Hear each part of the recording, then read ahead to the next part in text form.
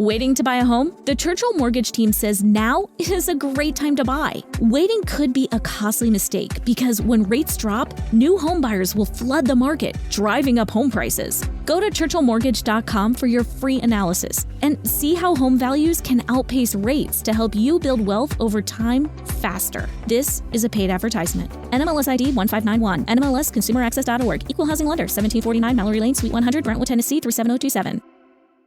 Introducing Carvana Value Tracker, where you can track your car's value over time and learn what's driving it. It might make you excited. Whoa, didn't know my car was valued this high. It might make you nervous. Uh-oh, market's flooded. My car's value just dipped 2.3%. It might make you optimistic. Our low mileage is paying off. Our value's up. And it might make you realistic. Car prices haven't gone up in a couple weeks. Maybe it's time to sell. But it will definitely make you an expert on your car's value. Carvana Value Tracker. Visit Carvana.com to start tracking your car's value today. This is SpaceTime, Series 25, Episode 85, for broadcast on the 1st of August 2022. Coming up on SpaceTime, has the James Webb Space Telescope already found the earliest galaxies in the universe? A new telescope for Australia to see gravitational wave sources. And while Russia's pulled out, planning continues on the Lunar Gateway Space Station. All that and more coming up on SpaceTime. Welcome to Space Time with Stuart Gary.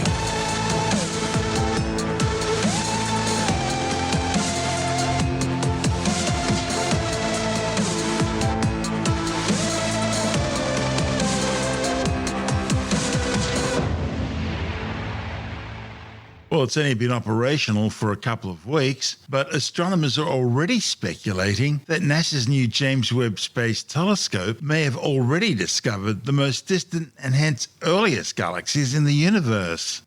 A report on the pre-press physics website archive.org claims that one of the very first images captured by James Webb shows a galaxy catalogued as Galaxy 13, which dates back some 13.5 billion years. That's just 300 million years after the Big Bang, and about 100 million years earlier than any previously identified. Galaxy 13 was detected in early release data from the James Webb's NIRCam main infrared imager. The study's lead author, Rohan Naidu from the Harvard Center for Astrophysics, says it's potentially the most distant starlight ever seen. And he says early peer review results appear to have reached similar conclusions. If confirmed, it would mean James Webb has already achieved one of its primary goals, that is finding the universe's earliest galaxies, and it's done that within its first few weeks of operations. As the authors sifted through the early James Webb Deep Field image data, they came across two galaxies, Galaxy 13 and another one not quite as ancient, Galaxy 11, that appeared to stand out. Although the light from these two very early galaxies would have been emitted in primarily ultraviolet and visible wavelengths, these would have been stretched out into broader infrared wavelengths, that is redshifted, by the physical expansion of space-time. Galaxy 13 simply appeared as a blob of red with some white at its centre in the wide deep field image. It has about 1 billion times the mass of the Sun, amazingly large considering how early this is in cosmic history. And that's raising questions about how it could get that big that quickly. Launched back in December aboard an Ariane 5 rocket from the European Space Agency's Kourou Space Centre in French Guiana, the $10 billion James Webb Space Telescope is in a halo orbit at Lagrangian L2 position, some 1.6 million kilometres away from the Earth on the planet's night side. The observatory is designed to study the first stars and galaxies, and to analyse the atmosphere of distant worlds orbiting alien stars, searching for the chemical signatures of life. This is SpaceTime. Still to come, new telescopes to see gravitational wave sources, and planning continues on NASA's Lunar Gateway Space Station. All that and more still to come on SpaceTime.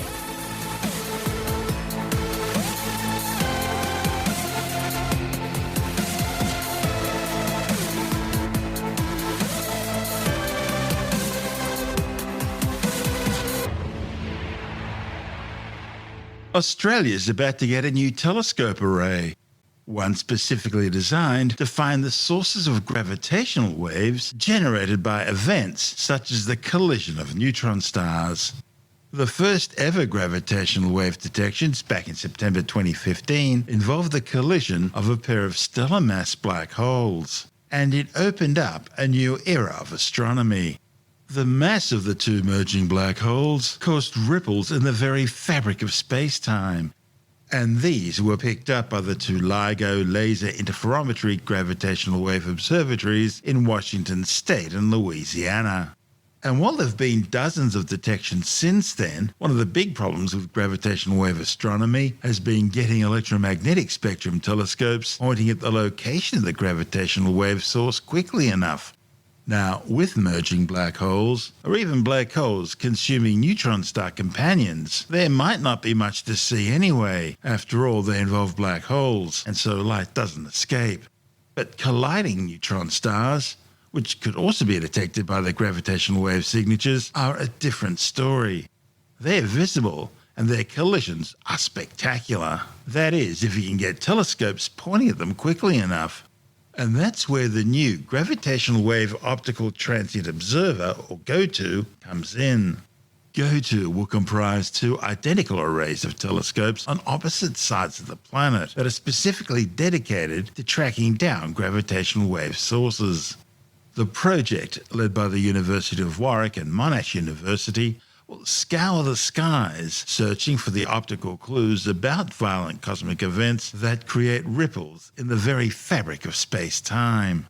After setting up an initial prototype system at the La Palma Observatory on Spain's Canary Islands, a fully operational second-generation GOTO observatory was constructed. 2 telescope mount systems, with each array made up of 8 individual 40cm telescopes, are now operational in La Palma. Combined, these 16 telescopes cover a very large field of view with some 800 million pixels across their digital sensors, enabling the array to sweep the visible sky every few nights. These are robotic systems that will operate autonomously, patrolling the sky continuously, but also focusing on particular events or regions of sky in response to alerts of particular gravitational wave events. Now, work is beginning on a second parallel optical array at the Siding Spring Observatory in far western New South Wales. Associate Professor Duncan Galloway from Monash University says the new site means a massive improvement in the chances of observing some visible counterpart of a gravitational wave detection. Detecting optical counterparts promptly is a key factor in how much science can learn from gravitational wave observations of events like neutron star collisions. But because gravitational wave detectors don't have the accuracy to pinpoint exactly where the gravitational waves are coming from, it took conventional electromagnetic telescopes 11 hours to detect the optical signature from the first neutron star merger event, catalogued as GW170817. And that's where the GO2 network will come in. It'll be on sky and autonomously observing the field within minutes. GOTO will provide the targeting data needed for bigger telescopes to point in the right direction in order to gather the science.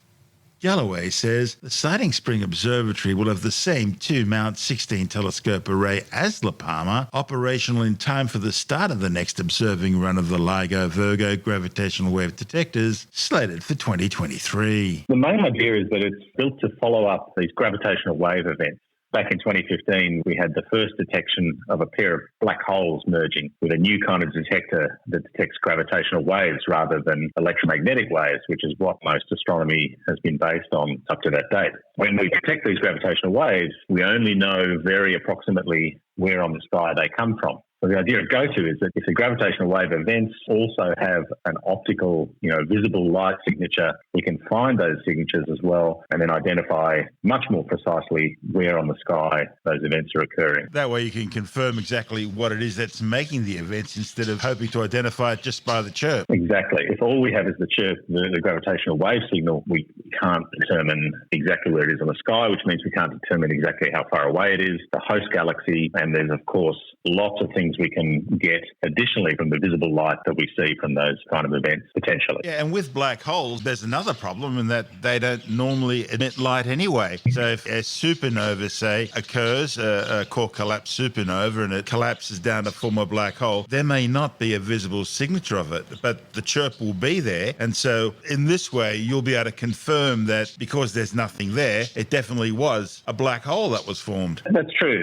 And LIGO's seen mostly black hole mergers while it's been operating. We've actually followed up some of those events with the go-to prototype that's on La Palma. And you're right, no confirmed detections have been made in optical or any other band for those events. But there's another kind of event, which is the mergers of neutron stars. Oh, that's these very neutron exciting, stars, yeah. what's left over after the end of the evolutionary history for a medium-sized star. And if you get them in a pair, eventually they'll merge and cause a big burst of gravitational waves, just like a pair of black holes. But they'll also produce a big flash of gamma rays, visible light, X-rays, radio waves, pretty much everything. And we know this because we've actually seen one of these events, and that happened back in 2017. There's a very famous event called GW 170817, and that's the kind of event that GOTO is designed to pick up. You'll have telescopes on opposite sides of the planet, and the time to actually slew these telescopes to look at the target area will be greatly reduced. Yeah, there's a bunch of factors. You need coverage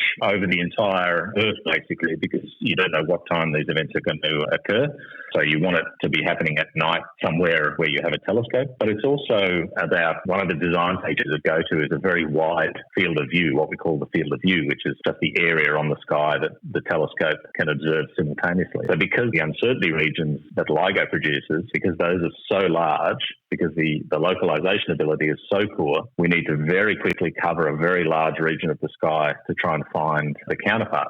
And so we do that with GOTO by assembling arrays of telescopes. Each individual telescope is about 40 centimetre in diameter. And on each mount, we have 8 of them. And per site, we have 2 mounts. We have 16 telescopes altogether. And they're basically tiling the sky to kind of produce a composite telescope with an enormous field of view. And that's enough to cover one of these big LIGO error regions with just a few exposures. Preparing a site at Siding Spring, tell me about it. Yeah, so it's a very well-known site for Australian observers, the Siding Spring Observatory, where our largest optical telescopes already are. We've got the 4.3 metre Anglo-Australia telescope and the 2.3 metre telescope. There's SkyMapper. It's really our premier Australian observing site by nature of the elevation. It's about 1,100 metres on top of the Warrumbungles there in the Coonabarabran, but also the infrastructure and the expertise of the technical staff that are there available. And that's run by the Research School of Astronomy and Astrophysics out of ANU. You mentioned them earlier, the excitement of not just having a couple of black holes merged together, but also neutron stars and neutron stars and black holes. So we've got these 2 other types of events. Yeah, so there's a couple of options, like you say, and to us optical observers, the black holes are a bit boring because they're black. They don't produce any other kind of emission that we can use. But if we can get a neutron star there in the system, then we potentially have some other kinds of emission that we can work with. And the neutron star collisions are interesting. And we've had predictions of what to expect, and we've had those really fantastically verified with the 2017 event. And that was the way the astronomical community responded to that. It was like Christmas. I mean, we had 70 observatories that were following up that event. I think it's the most observed astronomical event in history, and we learned an awful lot about what these events do and the physics behind it, what kind of things they produce. Yeah, confirmed where gold came from finally. yeah. But there's black hole neutron star systems. We think we saw one with LIGO in terms of the gravitational waves, and we can determine that because we can get an estimate on the masses of the objects that were involved in the collision, but we didn't see any counterpart of that. And the big hope is that when LIGO comes back online, we'll see more of these events being detected with gravitational waves, and we'll have additional chances to detect the possible counterpart in visible light and everything else. I guess the lack of detection with the merger of a neutron star with a black hole would be the fact that the black hole would have swallowed it up. Well, But what it does before it blows it up is it like tidally disrupts it. So I understand that you can get some of the material from the neutron star will get thrown off in that encounter, and so that gets heated, obviously. And neutron stars are very neutron rich, so you get a lot of interesting nuclear reactions that produce lanthanides and other things like gold, and we can potentially detect the radiation that comes from those events. But of course, the other problem is it could have been too far away and hence too faint, and also it could have been that we didn't get to it fast enough and it was there somewhere in the field and we just missed it because, we just didn't have the right observational capabilities on sky at the time. That's Professor Duncan Galloway from Monash University. And this is SpaceTime. Still to come. Planning continues on the Lunar Gateway Space Station. And later in the science report, a new study warns that napping is associated with higher risks of high blood pressure and stroke. All that and more still to come on SpaceTime.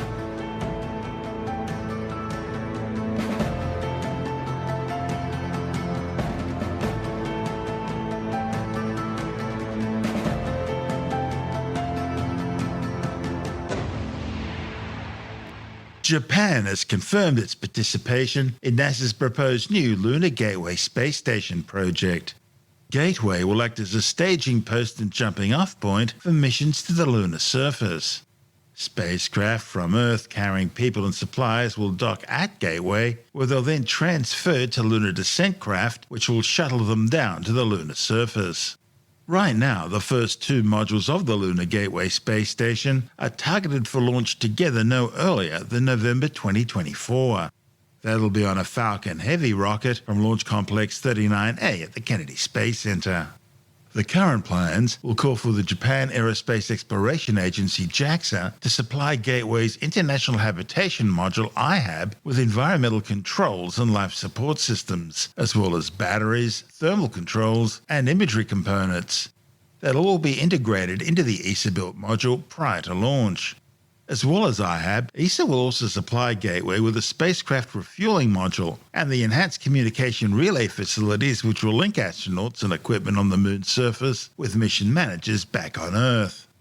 NASA are supplying two modules. There's the Gateway's Power and Propulsion Element, or PPE, which will provide power, attitude control, and orbital transfer capabilities to the space station, as well as the Core Habitation and Logistics Outpost, or HALO module, where astronauts will live and conduct their research while visiting Gateway.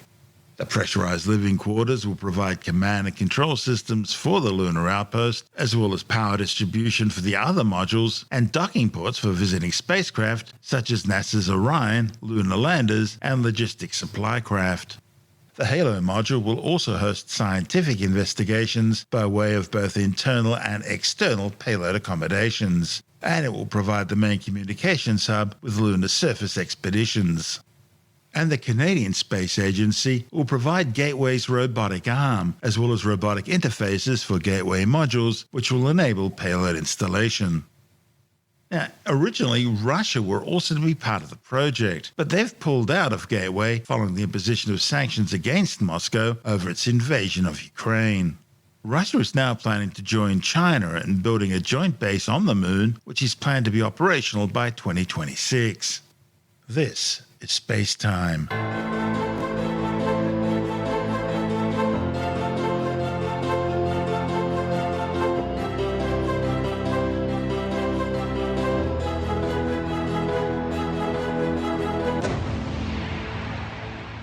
And time now to take a brief look at some of the other stories making news in science this week with a science report.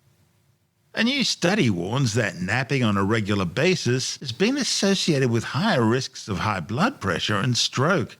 The findings, reported in the American Heart Association journal Hypertension, is based on data from the UK Biobank, a large biomedical database and research resource containing genetic, lifestyle and health information on 500,000 UK participants between the ages of 40 and 69 who lived in the United Kingdom between 2006 and 2010.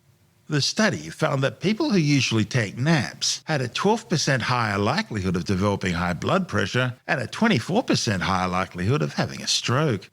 Researchers also found that people younger than the age of 60 who usually napped had a 20% higher likelihood of developing high blood pressure compared to people of the same age who never napped. After the age of 60, regular napping was associated with a 10% higher risk of high blood pressure compared with those who reported never napping. The results showed that if napping frequency increased by one category, that is, from never to sometimes or sometimes to usually, high blood pressure increased by 40%. Put simply, higher napping frequency was directly related to the genetic propensity for higher blood pressure risk. Now, this may be because while taking a nap itself isn't harmful, many people who take naps do so because of poor sleep at night. And poor sleep at night is associated with poorer health, and taking lots of naps simply isn't enough to make up for that. New research out of the United States suggests that, contrary to popular recommendations, taking vitamin D supplements did not lower one's risk of breaking bones, especially among healthy midlife and older people. The findings, reported in the New England Journal of Medicine, are based on a study in which either vitamin D supplements or a placebo was administered to a group of 26,000 participants aged 50 and over. They were checked after 5 years, and they showed no substantial differences in the likelihood of bone fracture between the two groups. Most cat species are solitary and territorial, but domestic cats often live in big groups. So how do they put up with each other? Well, Japanese scientists wanted to find out, so they devised an investigation to study 3 groups of 5 cats living together in a shelter. They filmed the cats' behavior, measured their hormonal levels, and checked out the composition of their biome, that is, the bacterial flora in their intestines. Analysing the data, they found that cats with lower levels of the hormones testosterone and cortisol were more sociable, sharing their space and living together. And cats who hung out together wound up having similar gut microbiomes to each other, with a link also found between gut microbiomes, social behaviour and cortisol levels. The findings, reported in the journal PLOS ONE, also showed that cats with high levels of oxytocin, often called the cuddle chemical, were less sociable and more lonely than others, suggesting that oxytocin might have a different function in normally solitary animals than in social ones such as humans. Well, time once again for the silliest story of the week. And today the award's got to go to the old spoon bender himself, Uri Geller, who is now warning us of an alien invasion, not from the Mexican border, but from outer space. Geller claims the human race is already being monitored by extraterrestrials, and they're preparing to make contact, which he says will happen sometime within the next 5 years or so. Tim Mendham from Australian Skeptics says skeptics will take great pleasure in reminding him of his prediction in 5 years from now. You can always tell when Yuri's got a new book coming out, or if he's suffering from fame deprivation, that he makes another statement. He's made a few lately about he's going to find the Holy Grail. I think it's just about round the corner. It's just going to happen. Or this one that he made fairly funny enough. He says that he's using, and this is a quote, remote viewing to send his mind through space and time to have a look at the aliens in action, or that might be in action. I'm not quite sure. Apparently they'll be here soon and they'll be invading, so you have to be prepared for this. They've obviously been monitoring us for a long time. He's obviously suffering notoriety deprivation or something that no one's noticing him anymore. He keeps popping up, still running on the spoon bending. The old spoon bender. Yeah, but that was like 50 years ago. So but he's still running on it. No one can figure out why you want to bend spoons, but never mind. The reason you want to bend spoons is they're easy to bend. But that was been seriously debunked. But he's still running on it. I don't know. People treat him as a interesting eccentric. He comes up with all sorts of claims. As I said, the Holy Grail, now the aliens. A while ago, he reckoned he helped Scotland or England or whatever advance in the World Cup where he moved the earth when someone was taking a penalty kick and therefore they missed.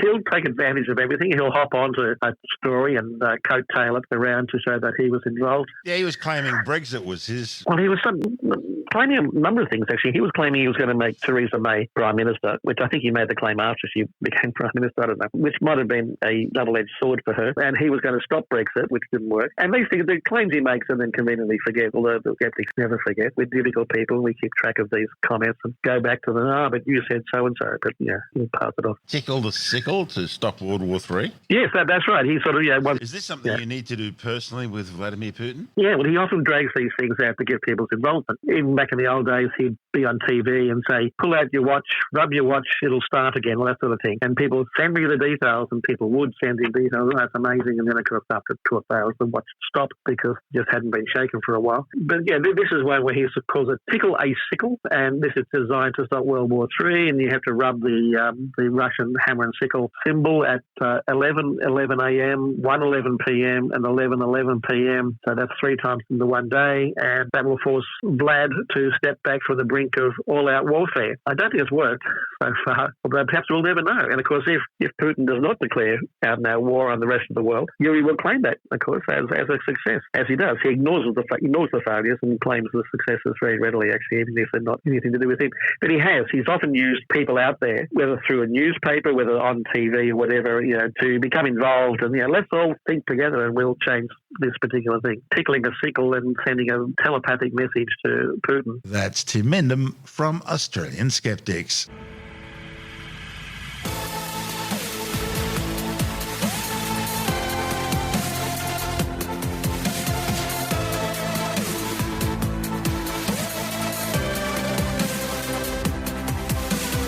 And that's the show for now. SpaceTime is available every Monday, Wednesday and Friday through Apple Podcasts, iTunes, Stitcher, Google Podcast, Pocket Casts, Spotify, Acast, Amazon Music, Bytes.com, SoundCloud, YouTube, your favourite podcast download provider, and from spacetimewithstuartgary.com. SpaceTime's also broadcast through the National Science Foundation on Science Zone Radio and on both iHeartRadio and TuneIn Radio. And you can help to support our show by visiting the SpaceTime store for a range of promotional merchandising goodies, or by becoming a SpaceTime patron, which gives you access to triple-episode commercial-free versions of the show, as well as lots of bonus audio content which doesn't go to air, access to our exclusive Facebook group, and other rewards. Just go to spacetimewithstuartgary.com for full details. And if you want more space time, please check out our blog, where you'll find all the stuff we couldn't fit in the show, as well as heaps of images, news stories, loads of videos, and things on the web I find interesting or amusing. Just go to spacetimewithstuartgary.tumblr.com. That's all one word, and that's Tumblr without the E. You can also follow us through @StuartGary on Twitter, @SpaceTimeWithStuartGary on Instagram, through our SpaceTime YouTube channel, and on Facebook, just go to facebook.com/SpaceTime with Stuart Gary. And SpaceTime is brought to you in collaboration with Australian Sky and Telescope magazine, your window on the universe. You've been listening to SpaceTime with Stuart Gary. This has been another quality podcast production from Bytes.com.